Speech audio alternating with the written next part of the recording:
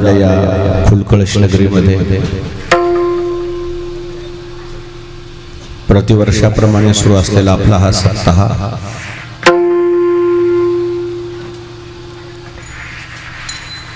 समारोपाकडे वाटचाल करत आहे. समस्त जमलेले फुलकळसकर ग्रामस्थ, पंचक्रोशीतून उपस्थित झालेले सर्व भाविक भक्त, आदरणीय महाराज मंडळी, भजनी मंडळी, गुरुजन मंडळी, श्रोते मंडळी, माता भगिनी, नवयुवक, छोटे छोटे बालमित्र, सर्वांच्या समोर जगद्गुरु तुकोबारायांचा अभंग आहे.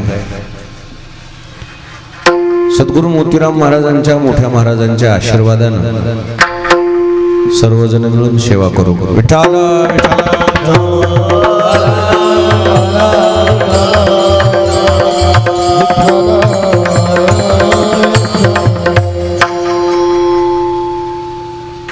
आज या अभंगामध्ये जगद्गुरु तुकोबाराय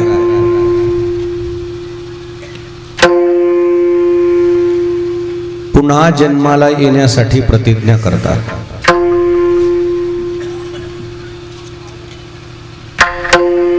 आम्ही पुन्हा जन्माला येऊ अशी महाराजांची भूमिका आहे.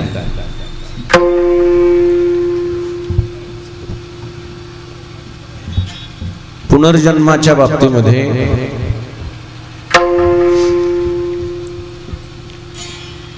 स्वेच्छा प्रारब्ध,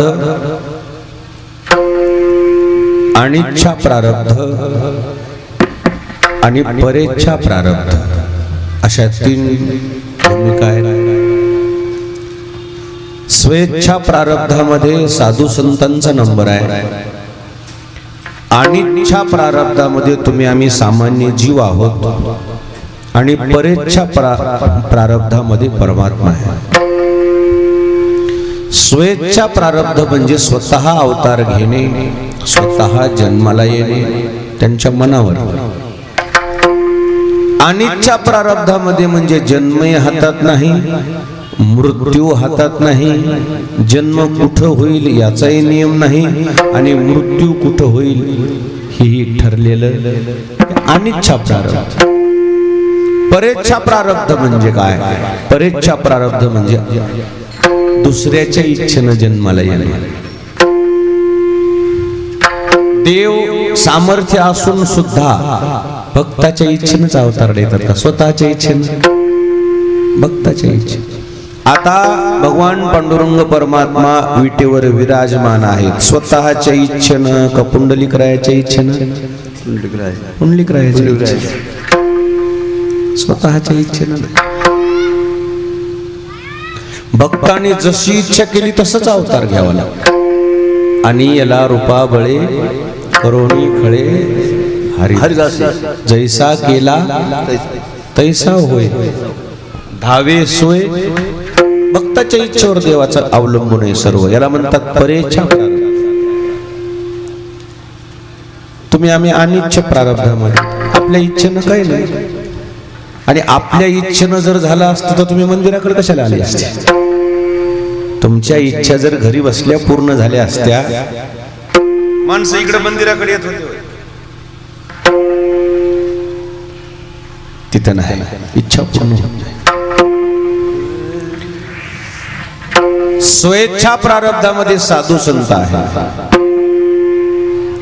त्यांच्या मनावर हे सगळे काम. विठ्ठल विठ्ठल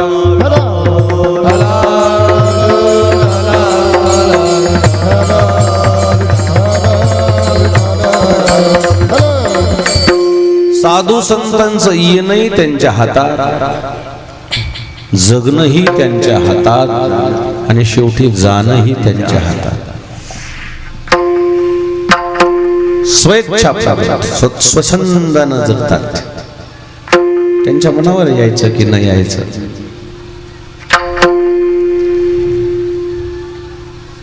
जाणं सुद्धा त्यांच्या हातात. सद्गुरु मोतीराम महाराजांनी ब्राह्मणाला बोलवलं आणि ब्राह्मणाला बोलून कोणतं मुहूर्त काढलं? निर्याणाचं मुहूर्त म्हणतात त्याला. कोणतं मुहूर्त? निर्याणाचं मुहूर्त. पहा म्हणले गुरु, पहा मला देह ठेवायचा आहे, कोणतं मुहूर्त चांगला आहे. त्यावेळी त्या ब्राह्मणाने सांगितलं 8 दिवसापर्यंत काही दिवस चांगला नाही म्हणले, पण 8 दिवसाच्या नंतर गुरुवार आहे, गुरुपुषामृत योग आहे, पंचमी तिथी आहे, 3:30 वाजता चांगला मुहूर्त आहे. सद्गुरु मोतीराम महाराज म्हणले मग आपण गुरुवारी जाऊ ना, आपल्याला आजच थोडी गडबड आहे, आपल्याला काय अडचण आहे. गावोगाव त्या काळामध्ये पत्रिका लिहिल्या मोतीराम महाराजांनी, मला गुरुवारी देह ठेवायचा आहे, जर कोणाला भेटायचं असेल तर 8 दिवस तुमच्यासाठी वेळ आहे, येऊन जा. गावगावचे लोक भेटायला जाऊ लागले फळ्याला. गुरुवारी दिवशी देह ठेवायचा तर कोणाच्या साक्षीनं देह ठेवायचा आहे, ठाकूरबुवाला बोलू म्हणले, आपले गुरु घर आहे. आणि मग ठाकूरबुवाचं कीर्तन ठेवलं. त्या कीर्तनामध्ये मोतीराम महाराज असे तख्तावर बसून टाळ्या वाजून भजन करू लागले. कोणाच्या कीर्तनात? ठाकूरबुवा. 1.25 तास कीर्तन झालं. जसं जसं कीर्तन रंगात आलं तसं तसं टाळ्या वाजवाली. ठाकूरबुवा टाळकऱ्याला म्हणले, आता एवढं टाळ्या वाजून भजन सुरू आहे, महाराज कस काय शक्य आहे जाणं, मला कंटाळा आलाय बाबा, मी ठेवायला सोडायला कीर्तन. 1.25 तासात ठाकूरबुवांनी कीर्तन सोडलं. आपले मोठे महाराज जवळ होते मोतीराम महाराजांच्या. 3:30 वाजले का म्हणले, नाही अजून 15 मिनिटं बाकी. कीर्तन तर मालकानं आधीच सोडलं म्हणले मग आता त्यांना कुठंतरी फराळ पाणी करा म्हणा, तोपर्यंत आपला हरिपाठ घ्या. त्याला गावाच्या बाहेर जाऊ देऊ नका. ठाकूरबुवाला हरिपाठ घेतला ना, हरिपाठ घेतला ना, हरिपाठाचा शेवट तुकाराम तुकाराम ज्ञानदेव तुकाराम म्हणल्यावर मोतीराम महाराज म्हणले, आता मला या तख्ताच्या खाली घ्या. खाली घेणं आणि देह सोडून देणं जाणं त्यांच्या हातात. काय साधूचा महिमा आहे. झाकलिये घटचा दिवा,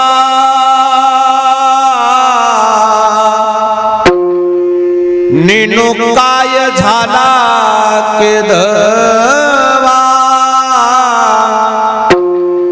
या रीती जो पांडवा देह ठेवी, त्याला म्हणतात स्वेच्छा प्रारब्ध. विठाला विठाला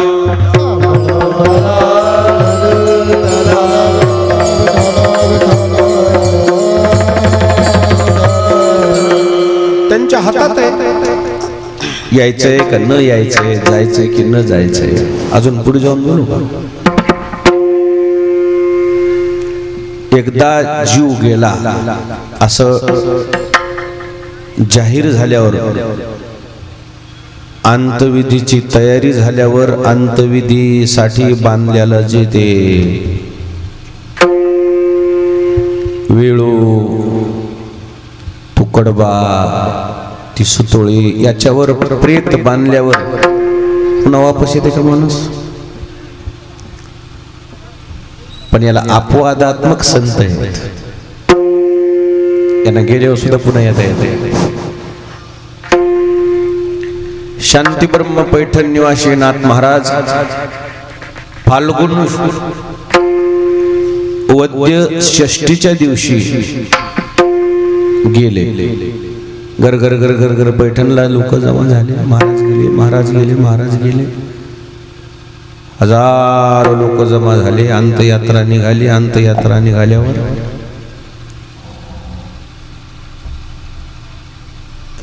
एक जणीची लेक नांदायला निघाली होती.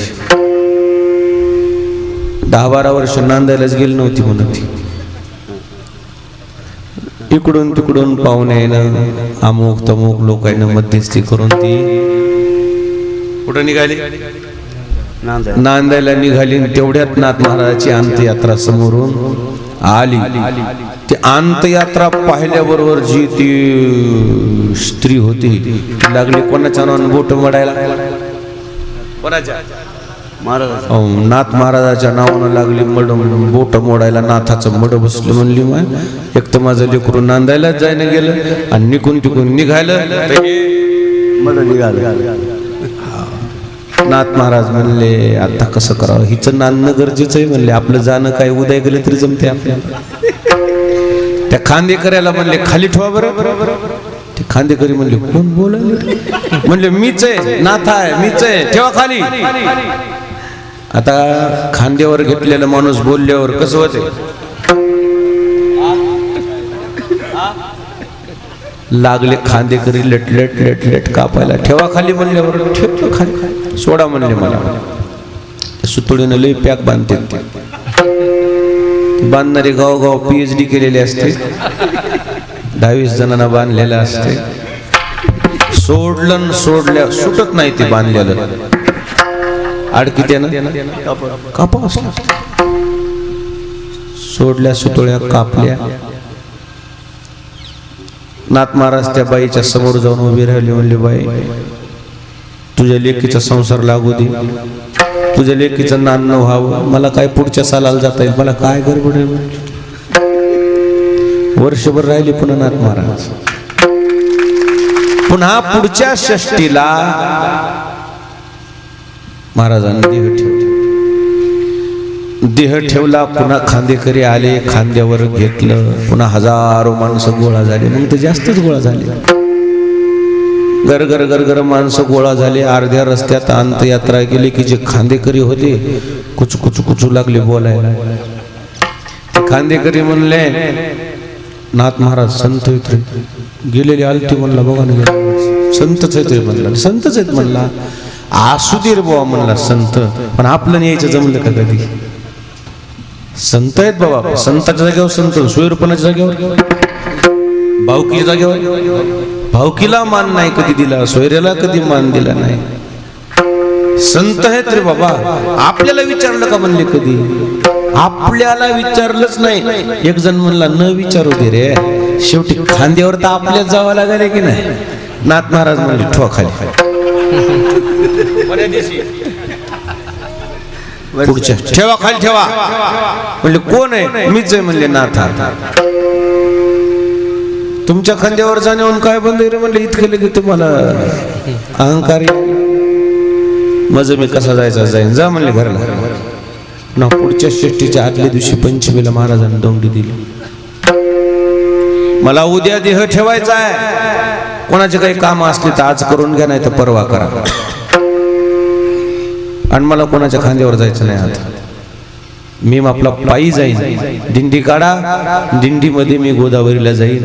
गोदावरीमध्ये नाथ महाराज जसे जसे उतरू लागले तसे तसे, जसा एखादा मिठाचा खडा कसा विरघळत आहे तसं नाथ महाराज विरघळू लागले. पाणी रूप झाले, पाणी रूप झाले. स्वेच्छा प्रारब्धामध्ये संत आहेत, स्वेच्छा प्रारब्धामध्ये. येणं हातात, जाणं हातात, गेले तर पुन्हा येणं हातात. विठाला विठाला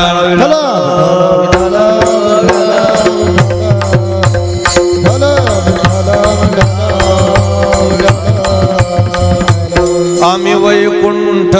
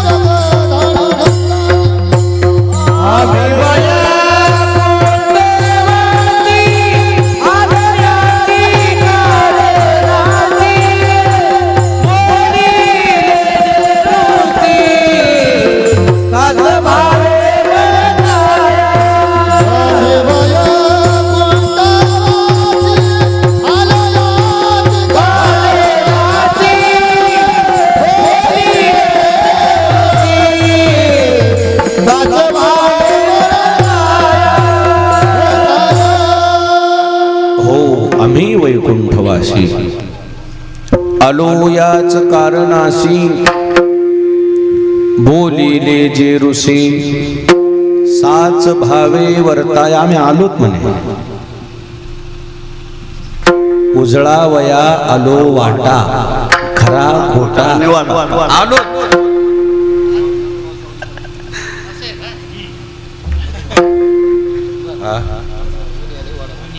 हा सावली धरा मात्र तिकडे बघा माग पाऊल सरका थोडं पुढे.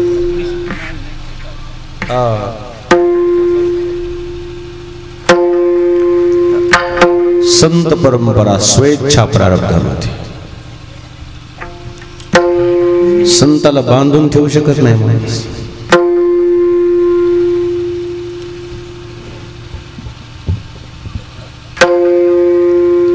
संत स्वच्छंद जगत असतात. त्यांच्या मनावर आहे आपण म्हणू शकत नाही असं करा ते म्हणतील. कसं स्वच्छंद स्वाद आणि म्हणून त्यांचा हा जो जन्म आहे त्यांच्या मनात हा ते आपली मर्जी सांभाळतात. तो आपला प्रेमाचा भाव. ज्ञानेश्वर महाराज समाधी घ्यायला निघाले कितव्या वर्षी? 16व्या वर्षी.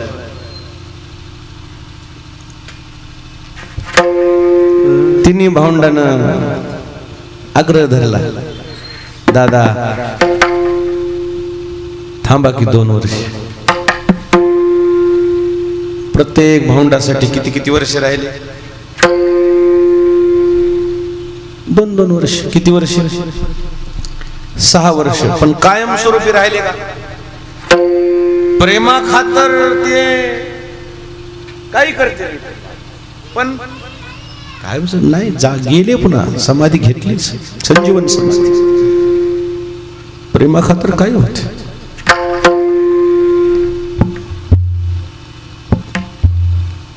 पण ते स्वतंत्र असतात. एवढं फुलकळस गाव का गाव लहान आहे. किती लोक किती संख्या?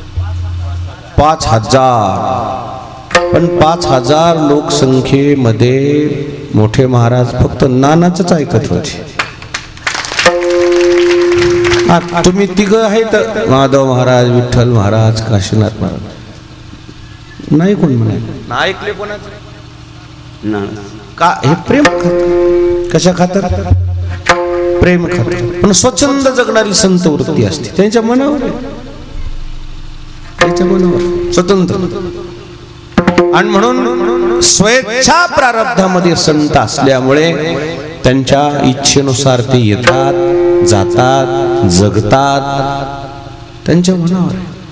तसं तुकोबारायाला स्वच्छंद वृत्ती असल्यामुळे महाराज आज ठरवून टाकतायत, प्रार्थना करत आहेत, हे पुन्हा जन्माला येणार आहे.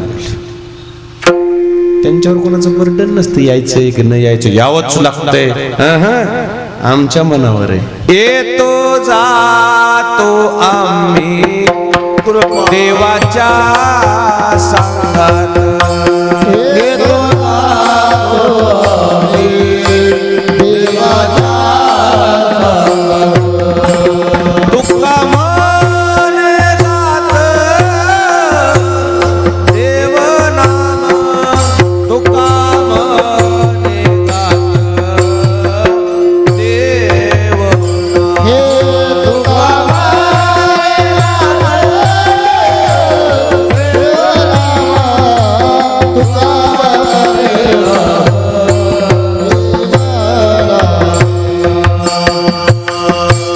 येतो जातो आम्ही देवाचे सांगात.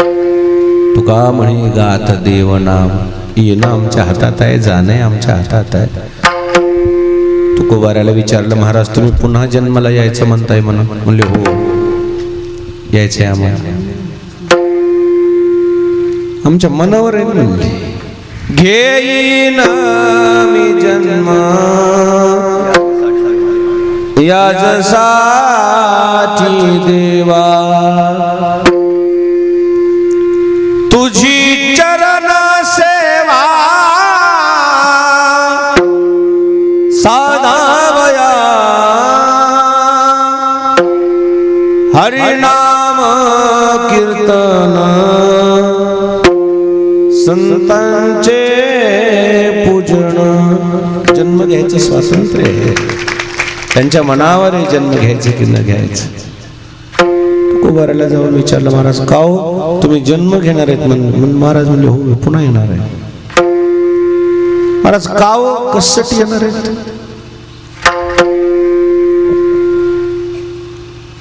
आम्ही पुन्हा जन्माला येऊ अशी जी तुम्ही प्रतिज्ञा करताय, हेतू काय? काला खाओ काला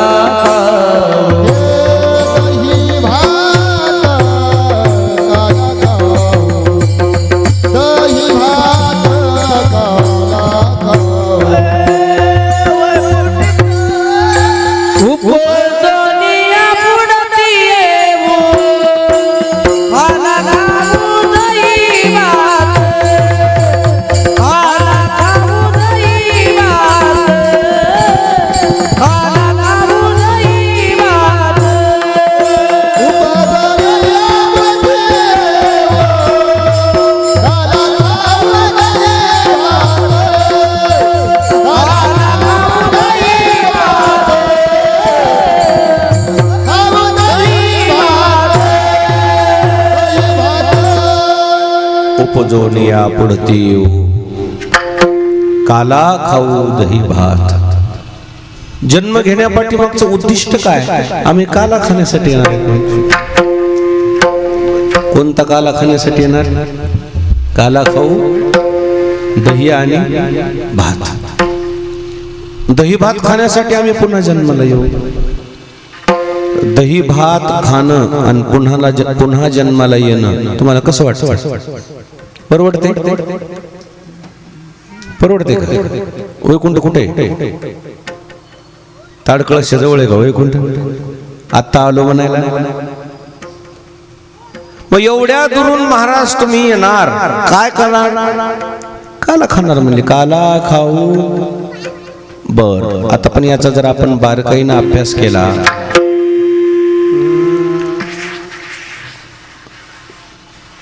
आता पहिल्यासारखं अन्नाचा तुटवडा नाही, मुबलक अन्न. बसलेली माणसं म्हणतील महाराज जुन्या काळात जरा तुटवडा होता म्हणून महाराज म्हणत असतील. आता या जन्मात भेटलं नाही, पुढच्या जन्मात येतो काय करतो? खातो दही भात खात खात.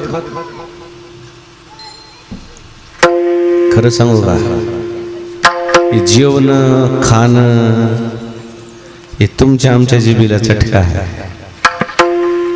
साधू संतांच्या जीवनाचा विचार केल्यावर जेवण खाणं पिणं काय होतं? आता या विचारावर फुरकळ साठल्या लोकांना मोठे महाराज काय जेवत होते? काहीच नाही हो, हरभऱ्याची भाजी न भाकर. होय हो चेअरमन, काय खाल्लं फुरकळ साठ? ज्वारीची भाकर, काहीच नाही.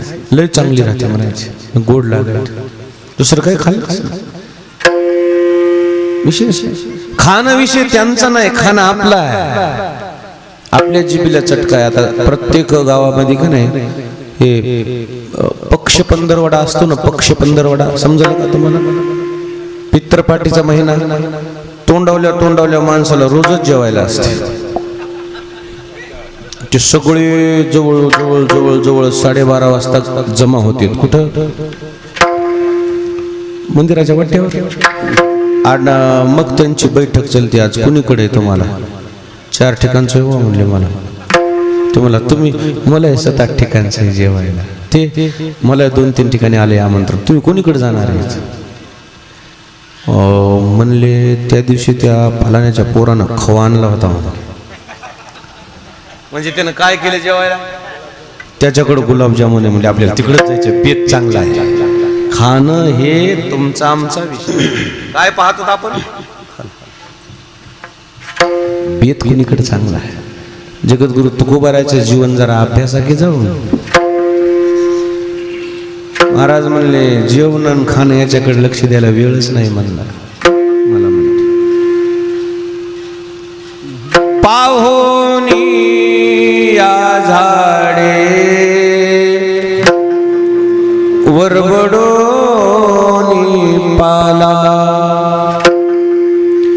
खाऊनी विठ्ठला आळवावे. महाराज म्हणले नाही जेव्हा भेटलं मला मी झाडाचा पाला खाईन म्हणले आणि भजन करीन. खायचा विषय तुमचा आमचा असतोय, माय साधू संताचा नाही. गवळणीला विचारा ना जाऊन काय खातो आम्ही कासया सांगा पैसे लागते पैसे लागते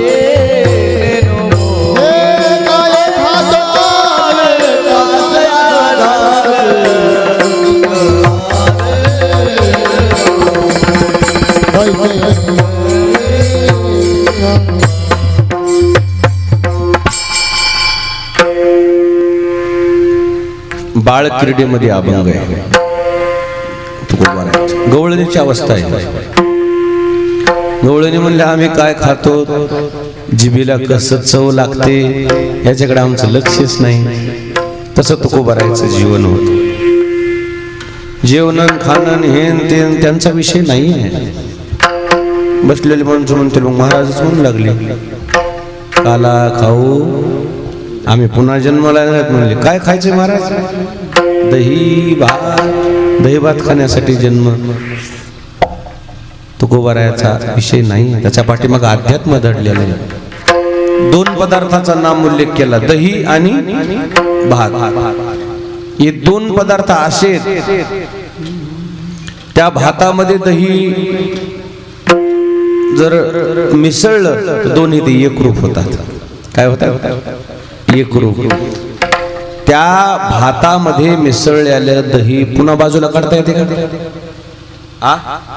ते जसे एकजीव होतात, एकरूप होतात, तसं जगद्गुरु तुकोबाराय म्हणले मी पुन्हा जन्माला येणार आहे. म्हणजे केवळ दही भात खाण्यासाठी नाही, याच्या पाठीमागचा अर्थ आहे जीव ब्रह्म ऐक्य काला. जीव आणि ब्रह्म दोन्ही एकरूप, जीव शिव दोन्ही एकरूप झाले. जीव ब्रह्म ऐक्य काला. या 2 पदार्थाचं जसं एकत्रीकरण केल्यावर वेगळेपणा त्यांच्यात राहत नाही, तसा मी परमार्थ करण्याकरता जन्माला येईल. आणि कोणता काला खाईन? दही भात का? नाही, काला शब्दाचा खरा अर्थ महाराजांना सांगितला. हरिनामाचा खिचडी काला,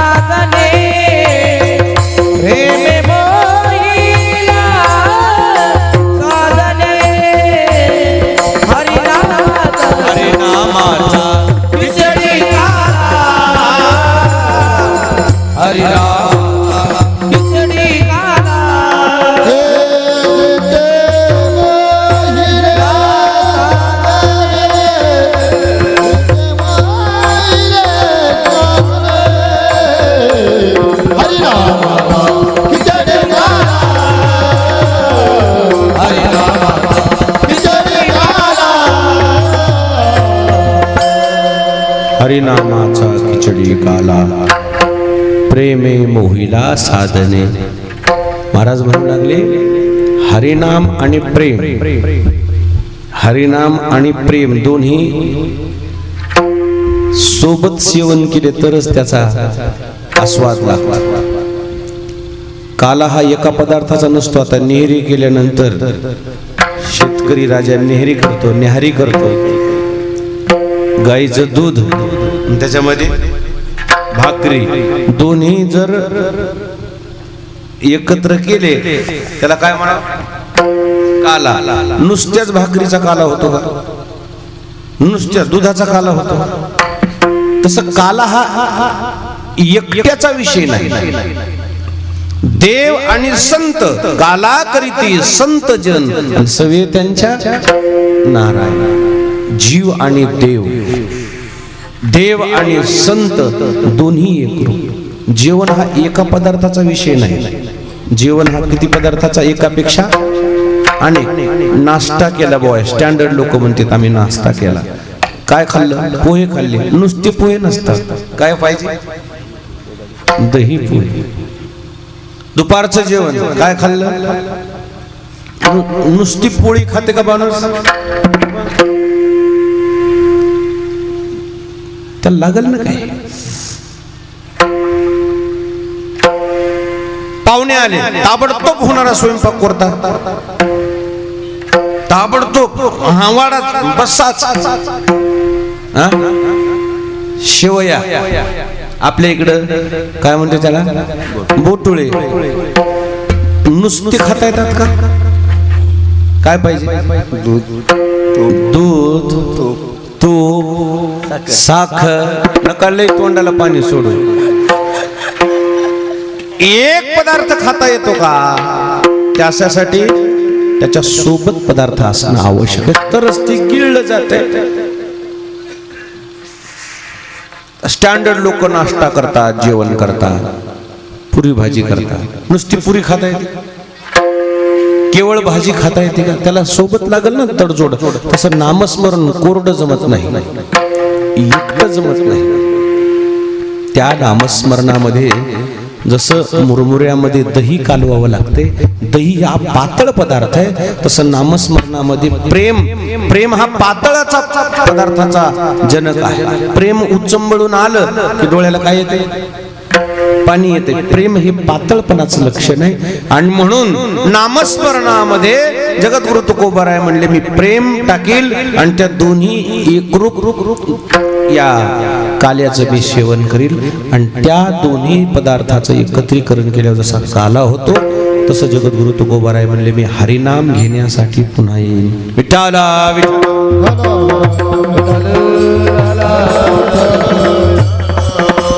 म्हणजे दही भात खाण्यासाठी केवळ जन्म नाही.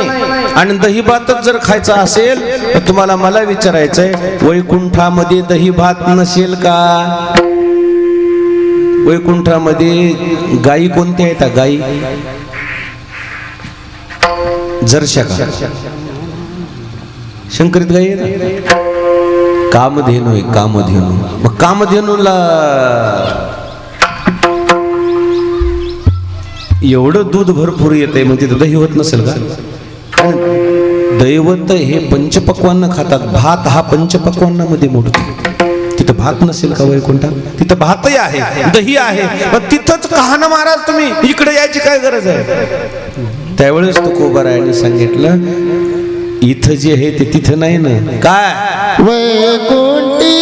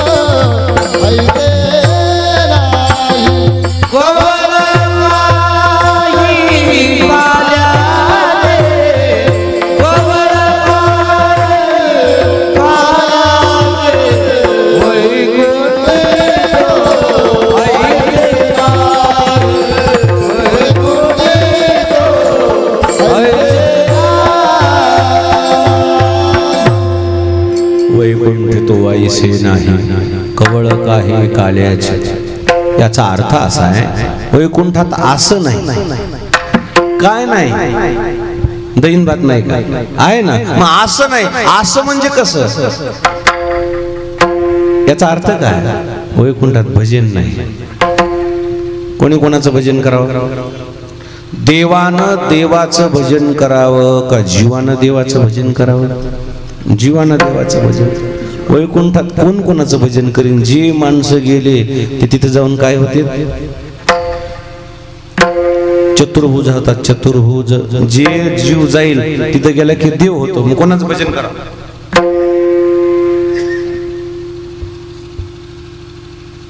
भजन कोणाचं करा तुम्हीच देव झाल्यावर तुम्ही कोणा देवाचं भजन करता. आणि म्हणून तो कोबर आहे म्हणजे तिथे गेल्यावर काय उग एकमेकाकडे बघायचं.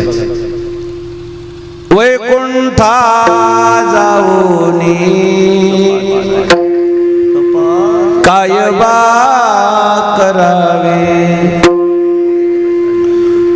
उगेची बैसावे मौन रूप वैकुंठ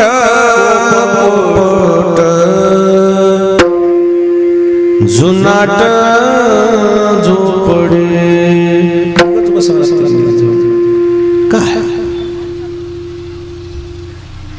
कोण कोणाचं भजन करा. मृत्यू लोकांमध्ये फक्त भजनाचा आनंद आहे. आणि म्हणून आमचा परमात्मा वैकुंठ सोडून कुठं स्थिर झाला वैकुंठ सोडून संत सदनी राहिला. वैकुंठ सोडून संत सदनी राहिला.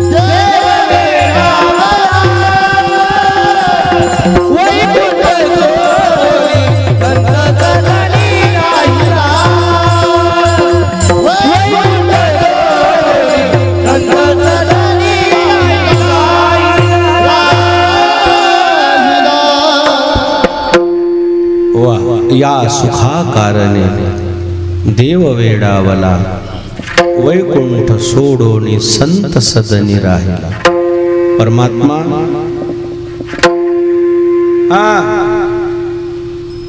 वरिया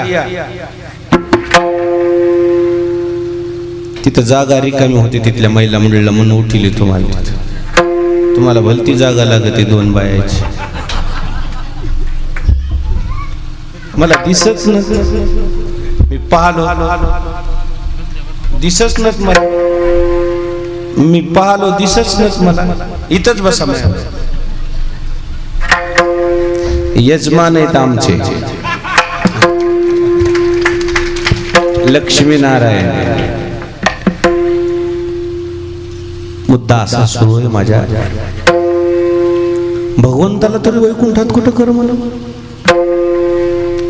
देवाला विचारलं देवा वैकुंठ एवढी जागा निर्मळ सगळ्या सुख सुविधा आणि इथं पंढरपुरात तुम्हाला उभा राहायला जागा नाही वाळू थंडगार लागायला तुम्ही इकडं का आला. तो महाराज म्हणले तिथं सगळे पण भजन नाही काय भजन आहे. वैष्णवा घरी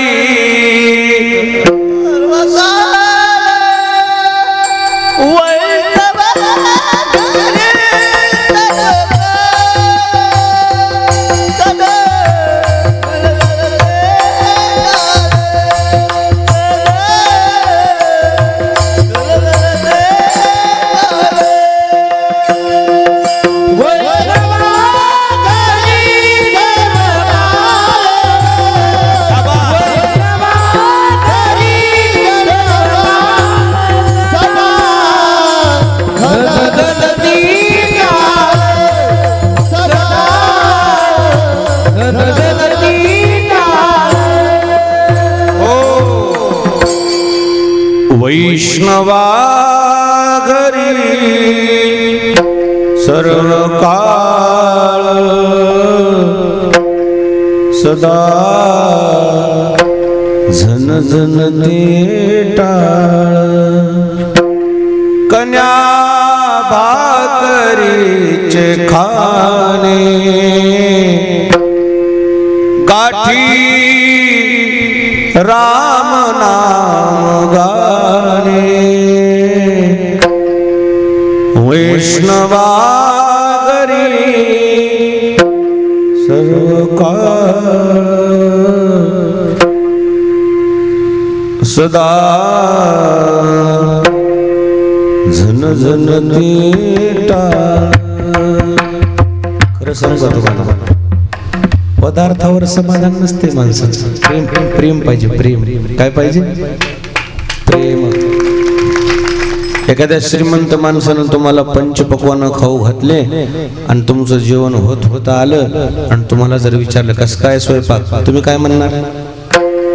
छान आहे. आणि त्यानं जर म्हणलं तुमच्या बापाला कवा असं मिळालं तर का कस करा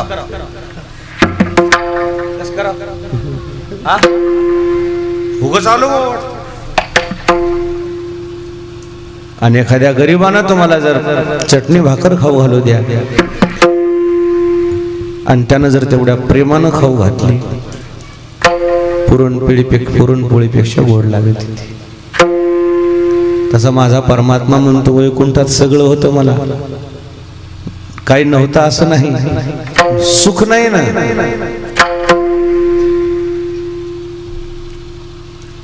वाडा बंगला पैसा आदला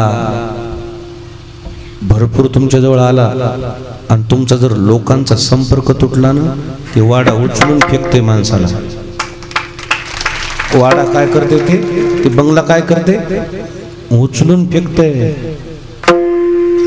माणूस किती मोठा झाला तर त्यानं संपर्क तोडायचा नाही लोकांचा. काय तोडायचा नाही? माणसामुळे माणसाला किंमत आहे. माणसं नसल्यावर काय करता तुम्ही? एकले न कंठेची देवा दे. देवाला तुम्ही आम्ही तर माणसं आहेत. मी कालच्या आषाढीला पंढरपूरला गेलो होतो. मोठ्या महाराजाची पुण्यतिथी असते. 3000 पोलिसाचा बंदोबस्त होता पंढरपुरात. पाखराला परवानगी नव्हती यायला. पाखराला, माणसाला नाही. कोणाला? पाखरू जर दिसलं तर त्याला काय म्हणतात तस भीती होती. योगायोगानं महाराजाची पुण्यतिथी असल्यामुळे लिंक लागली आमची. अधिकारी लोक चांगले होते. म्हणलं बाबा आम्हाला असं असं करायचं, या म्हणते. 3000 पोलीस आहेत म्हणून. तुम्हाला काय राहिलं म्हणले? गाडी धाडतो या. कलेक्टर साहेबाचीच गाडी आली न्यायला म्हणा. गेलो तर आम्ही. कलेक्टर साहेबाचीच गाडी म्हणले कोण आडवी त्याला. गेलो. सकाळी 11 वाजता. किती वाजता? 11 वाजता नामदेव पायरीला अशी भीती वाटू लागली मला. चळ कापू लागला जीव. नामदेव पायरीला किती वाजता? सकाळी. कोणीच नाही. कोणीच नाही. पूर्ण दुकानं बंद. जीव कापू लागला. मला वाटलं लागलं उगाच आलो बाबा. पंढरपूर देवाचं ठिकाण आहे, मान्य आहे. कोणामुळे शोभा आहे? वारकरी. कोणामुळे शोभा आहे? वारकरी. खरं सांगू का, मंदिरात बी गेलो तुम्ही, मुख्यमंत्री पूजा करून गेले, 10-5 मिनिटांनी गेलो. उदास लागू लागलं मंदिरात.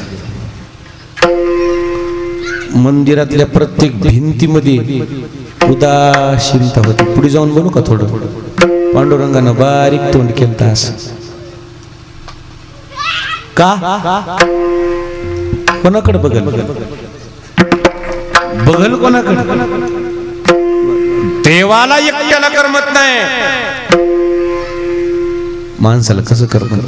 म्हणून माणूस मोठा जरी झाला त्यानं जरा जमीन येऊन बसत जाव. कुठं बसत जाव? नाही तर माणसं मोठे झाले की माणसं बारक्याला लोकांसंग संपर्क तोडतात. मोठ्या माणसाला वाटतं मग जरा जरा लोय मोठं झालं. अरे काय मातोडच होते सगळी शेवटी. मोठ्या माणसाला कुठं जळतेत माय? घरात. मोठ्या माणसाला कुठं जळतेत? घरात. त्याला तिथेच नेऊन जायचं. मोठं मारून काय खाते? 2000च्या नोटा का भाकर खाते? नोटा खाऊ द्या. येताना काही सोबत आणलं नव्हतं, जाताना काही सोबत नेता येणार नाही. मग हाय काय तुमच्याजवळ मोठेपणा? उगाच रिकामा. मिळून मिसळून उलट मोठं माणूस बारक्या माणसामध्ये मिसळलं की त्याचा मोठेपणा कमी होत नसते, वाढत असते. मोठेपणा वाढतंय. और एवढा मोठा माणूस बसलाय आपल्या वाढतंय, मोठेपणा कमी होत नाही. पण जरा मोठी माणसं थोडी त्याच्या घमेंडीच राहतात. लय सुंदर माणूस काळ्या सावळ्या माणसाला संघ एक येऊ देत नाही.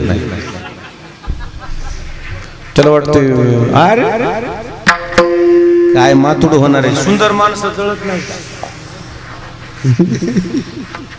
सौंदर्य कोणाचं टिकलंय आजवर? जमिनीवर राहिलं पाहिजे माणसाला, मिळून मिसळून राहिलं पाहिजे. एकट्याला करमत नाही. भगवान वैकुंठातून मृत्यू लोकात येण्यामागचा उद्देश काय आहे? फक्त भजन आहे. इथं वारकरी गरीब आहेत, भजन मोठे आहे. आणि म्हणून तो गोबराय म्हणू लागली, नावडे वैकुंठ शेषाचे शयन वैष्णव सदन आवडले. जिथं परमार्थ आहे तिथं हे देव सुद्धा रममान झाले. आणि या परमार्थासाठी जगद्गुरु तुकोबाराय म्हणले, मी तिथं वैकुंठात काय करू राहून? मी पुन्हा येणार उपजोनिया पुढती येऊ, काला खाऊ दैवात. काय येणार? परमार्थ वैकुंठात नाही आहे. वैकुंठी तो ऐसे नाही कवळ काही काल्याचे. वैकुंठात परमार्थ नाही आहे, मृत्यू लोकातच परमार्थ आहे. बर महाराज म्हणले काय हरकत नाही, तुम्ही इथं आल्यानंतर परमार्थ करणार म्हणजे नेमकं काय करणार? महाराजांना उत्तर दिलं तिसऱ्या चरणात.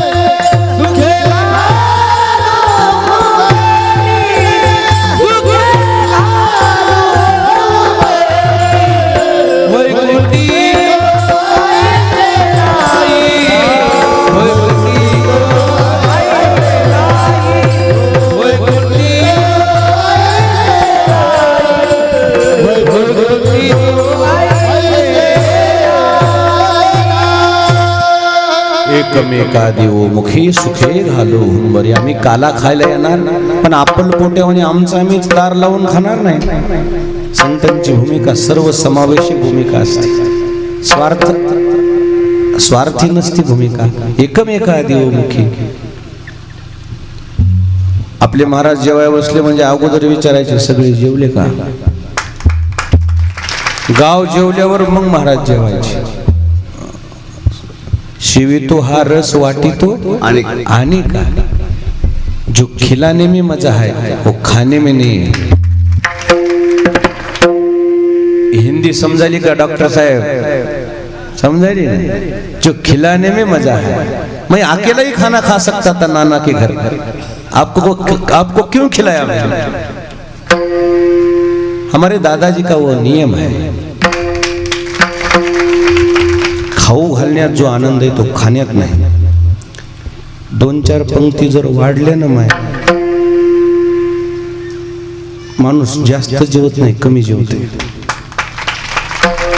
लोकांना वाटते कष्ट केले तर लई जेवण, कमी जेवतंय का जास्त जेवते? कमी जेवते. त्याला विचारलं होईल एवढं बेजार झालं काय, पोळीच घेणस पोटच भरलं म्हणलं. आपले लोक जेवले ह्याच्यात आनंद आहे. लोक जेवले तृप्त लोक झाले, माणूस आपोआपच तृप्त होते. तसा साधूचा स्वभाव आहे, एकमेका देवमुखी सुखे घालून देणं हा साधूचा स्वभाव आहे. कोण्या गावचे भजने जर आले, भजन सुरू करायच्या अगोदर मोठे महाराज म्हणायचे, कोण्या गावचे तरी पोरू? महाराज आम्ही माहेरचे. कधी आला? आताच आलोत महाराज. आधी जेवा. महाराज कीर्तनाचा वेळ झालाय, कीर्तन झाल्यावर जेवतो. हो जा म्हणली वेळ, आधी जेवण करा मग कीर्तन करा. हा विषय एकम एका देवमुखी. संतांनी हे जे परमार्थाचं सुख आहे, केवळ आपणच सुखी झाले नाही, मग जगाला सुखी केलं. साधूचा स्वभावच आहे, किंबहुना सर्व सुखी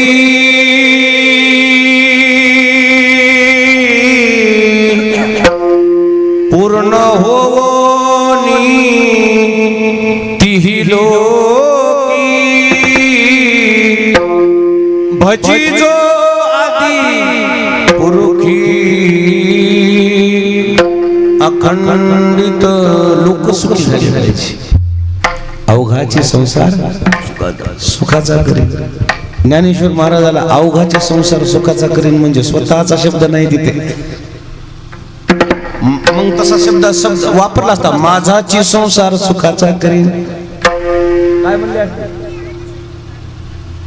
आपुला संसार असा शब्द आहे का? अवघाचे. तुम्ही सुखी झाले पाहिजे बस. कुत्र्याला गती सण होत नाही, सामान्य माणसाला प्रगती सण होत नाही, साधू संताला समाजाची अधोगती सण. आणि म्हणून तुकोबाराय म्हणले, मी परमार्थ करायला जन्माला येईल आणि एकटा परमार्थ करून एकट्याचा उद्धार करून घेईल असं नाही, मी माझ्या सोबत यारे यारे लहान थोर याती भलत्या नारी नर करावा विचार न लगे चिंता कोणाशी. संपूर्ण लोकांना उद्धार करण्यासाठी मी परमार्थ करील. आणि म्हणून एकमेका देवमुखी. काला हा मिळाल्यानंतर असा स्वार्थानं आपला आपण खायचा नसतो, काला वाटू द्यायचा असतो एकमेकाला. हे एकमेकाचं प्रेम वृद्धिंगत झालं पाहिजे, वाढलं पाहिजे, म्हणून तर काला असते. काला म्हणजे एकता, काला म्हणजे एकरूपता. तुम्ही जेवढे इथं बसलेले माणसं आहेत, तुम्हाला माहित होतं का कुठं बसायचे? तुम्हाला माहित होतं? तुमची जागा निश्चित होती का? नाही. आता जिथं तुम्ही बसलात, ज्याच्या मांडीला मांडी लावून बसलात, त्याच्यासोबत जरी तुमची यदा कदाचित काही वादविवाद झालेले असले, आता मांडीला मांडी लावून बसल्यावर तुम्ही ते वाद राहायला का मिटला? संपला ना विषय. आता ह्या दोघांच्या जरी समजा रात्री काही झालं असेल, किरकिर, आता मी कसं बसविलंय? आता हेला काला दिल्यावर कोणाला देणार? ते मालकीनला. आणि मालकीनला काला दिल्यावर कोणाला देणार? मालकाला. दोघं एकमेकाच्या काला दिल्यावर भांडण राहिलं आणि मग काय आम्ही बोंबलायलो? कशासाठी आलो? काला शब्दाचा अर्थ एकता. काला शब्दाचा अर्थ काय? एकरूपता, भेद नाही. काला काय? भेद नाही, एकरूप. सगळे एकरूप करण्यासाठी तर बेजारी येत आमची. काला शब्दाचा अर्थ आहे जोडणं, जीवाचं देवाचं, जीव शिव दोन्ही एकरूप. काला शब्दाचा अर्थ आहे जोडणं. आम्ही जोडायचं काम करतो. काही लोक तोडायचं काम करतात, तुकडे पाडतात. तुकडे आम्ही तुकडा पाडत नाहीत, आम्ही अखंड करतो. काही लोक तुकडा पाडतात, जसं जसं जवळ येईल वातावरण तापलं की मग तुकडे पाडतात. हे माणसं इकडे घेते, ते माणसं तिकडे घेते. तुम्हाला आम्ही असं असं देतो म्हणते, त्याला म्हणते तुम्हाला असं असं देतो, आणि तुमची कळवण लावून देते. काय लावून देते?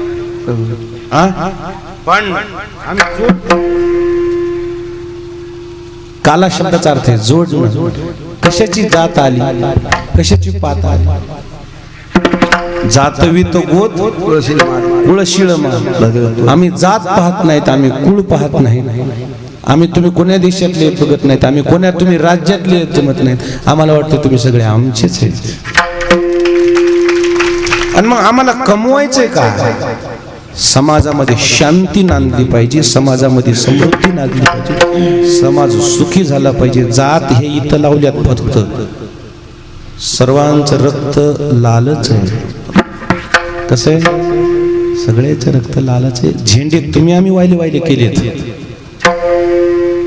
तुमच्या आमच्या सुविधेचा विषय आहे, पण वास्तविक पाहता सगळे एकच आहेत. हे एकता फक्त साधू संतांनी शिकली. ज्ञानेश्वर महाराजांच्या सोबत 18 पगड जातीचे लोक होते, सोबत घेऊन वारीला निघाले. मोठ्या महाराजाच्या गाडीमध्ये 10-12 लोक राहत होते. पहिले ठाव आहे का तुम्हाला? माग बसून 7-8 लोक राहायचे. गाडी आठवायली का तुम्हाला महाराजाची? 7-8 लोक राहायचे. 7-8 लोक 7-8 जातीचे. ब्राह्मणापासून तर मुस्लिमापर्यंत माणसं होती महाराजाच्या गाडीमध्ये. महाराज जेव्हा गणपतीच्या मंदिरावर जेव्हा बसायचे, महाराज म्हणायचे आमच्या लेकरायला बोलवा. कोणाला बोलवा? आणि ते आल्याशिवाय महाराज घास घेत. याच नाव काला आहे. काला दुसरा पंच आहे. काला म्हणजे एक रूपता. तुकोबाराय म्हणले आम्ही काला सेवन करण्याकरता पुन्हा जन्माला येऊ, एक रूप होऊ. महाराज हा काला नेमका कोणत्या ठिकाणी करतात?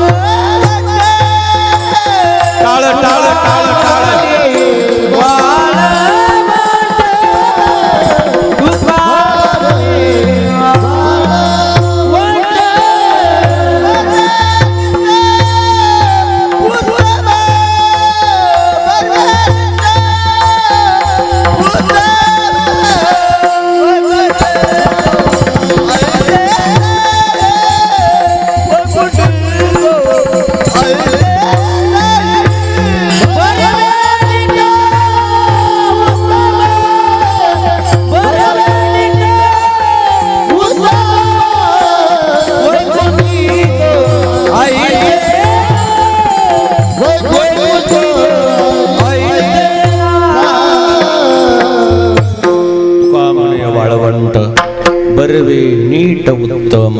पंढरपूरच्या वाळवंटामध्ये काल्याचे कीर्तन झालं.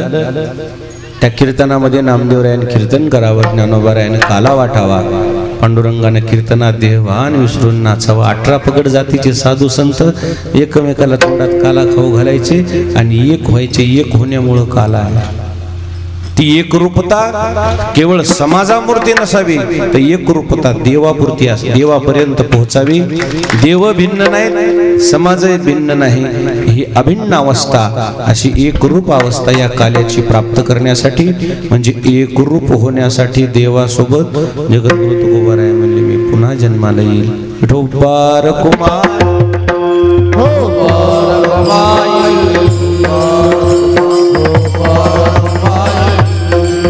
काल्याचे कीर्तने प्रमुख विषय ठरलेला आहे. चरित्र ते उच्चारावे.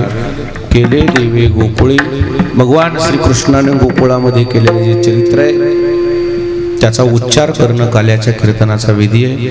भगवान गोकुळात प्रगट झाले. सबंध गोकुळ आनंदात नाहून निघालं. गोकुळीच्या सुखा अंतपार नाही लेका. हळूहळू भगवान श्रीकृष्ण वाढायला लागले, रांगायला लागले. देवाच्या लीलेमध्ये अध्यात्म दडलेलं असतं. प्रत्येक भगवंताची जी लीला असते त्यामध्ये काहीतरी अध्यात्म दडलेलं असते. म्हणून जयाची लिली माझी नीती जी आली दिसे. काहीतरी नीती असते, काहीतरी कार्य असते. म्हणून देवाच्या चरित्रामध्ये सुरुवातीला महाराजांनी वर्णन केले. भगवंत गोकुळात रांगायला लागले. रांगणं सुद्धा वर्णन करण्यासारखं आहे. तळवे तळहात टेकीत तळवे तळहात टेकीत दया गुडघ्याला लागत दया गुडघ्याला लागत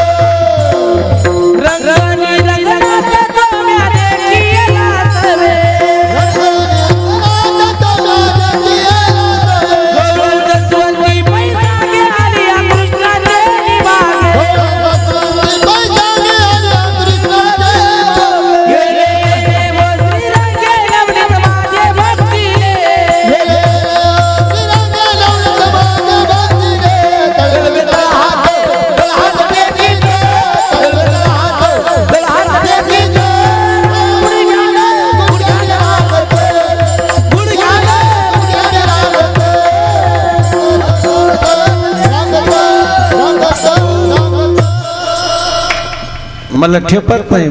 माधव महाराज कोणी म्हणलं नाही आपला हे झाला म्हणून. हे 2 वर्ष झालं भेटी गाठी नाही. थोरला होता ना काशीनाथ, तुम्ही म्हणले होते पण माझ्या ध्यानात राहिलं नाही.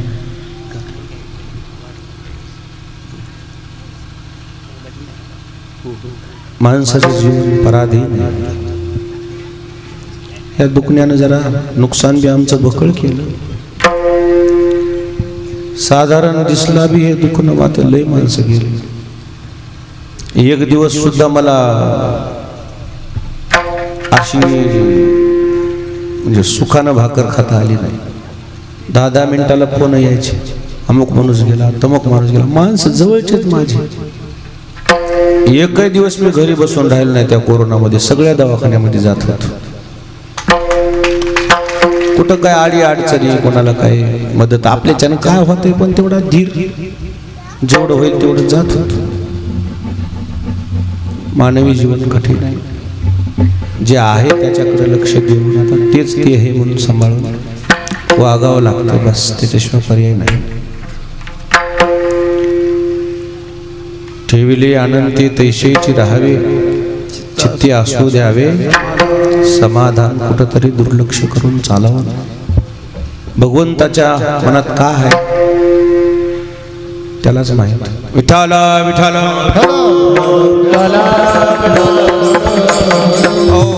काल्याचा कीर्तनाचा विषय असा सुरू आहे. भगवंताच्या चरित्राचा उच्चार. भगवान गोकुळात जन्माला आले.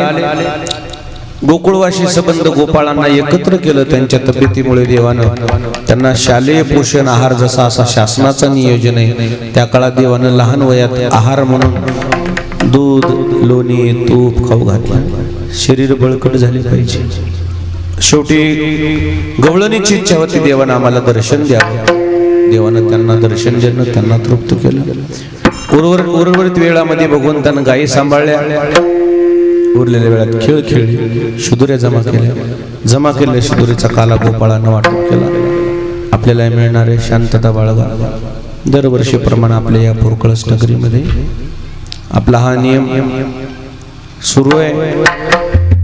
आज जरा कीर्तन जास्त येतं म्हणून मी म्हटलं मला लवकर येतो. काय हरकत नाही. लवकर आलो आणि सकाळी 4लाच कीर्तन होतं. एक ते 4 ते 6 कीर्तन केलं की निघतच राहिलं. इथं तर उठलो आल्या फटाकड्या वाजल्या. त्या कीर्तनात झोपलो ह्या कीर्तनात उठलो. आता पुढे बी 6 गाव आहेत. सगळ्या गावाला भेटी द्यावा लागतात. 2 वर्ष खंडन पडलेलं. लोक मला करायला भेटी द्या, कीर्तन करू नका, भेटी द्या. प्रेमाचा संबंध आहे म्हणून गावोगाव भेटी द्यायच्या. आता तुमच्या मनावर कीर्तन केलंय का नाही? मनावर कीर्तन केलं. आता कोणी काही पाया पडायचा छंद करू. सगळे सुखी राहा. सगळे आताही जरा आरोग्य सांभाळा.